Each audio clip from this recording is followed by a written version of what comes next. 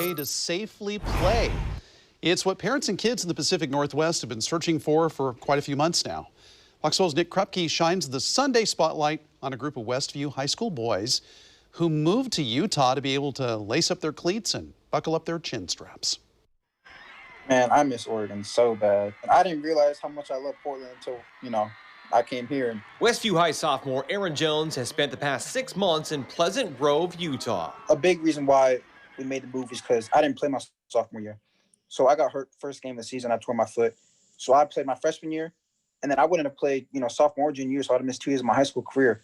I was like, man, we can't let that happen. Aaron's dad, Mr. Jones, wasn't having it either. Chris Jones played linebacker at BYU 22 years ago and has former Cougar teammates on the coaching staff at Pleasant Grove High. We take sports, pretty serious, sports and education serious. While Aaron is still living hybrid learning and rocking in the Salt Lake City suburb, his teammate Darius Clemens is back in Rock Creek.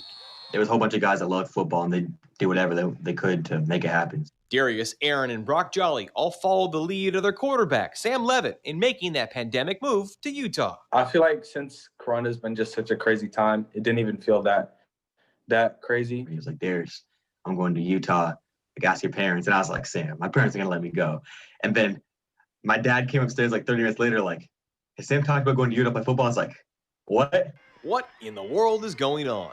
There was 0 outbreaks or more than 5 dudes on the team that got it. So throughout the whole season, it was really outside of schools that, it was being spread. So I was saying, like, in Oregon, if we really could be doing the same thing. Levitt's cousins live in Pleasant Grove too, but it was his Rose City buds that made it a season to truly treasure and most definitely remember. My biggest life lesson from this trip would probably be about the loyalty of people on kids and coaches and having your people you stick with through thick and thin, for sure. 11 games later, Utah was one of 38 states to call a high school sports fall schedule a success. I for sure think it could be successful here. Like, I've already done it, so like it's not like there's no science to it. Like, it can happen. It's just a matter of getting enough people to be on board with it. I see my friends in Oregon, wanting to play so bad, and I felt bad, and I was just so grateful that, I was able to play.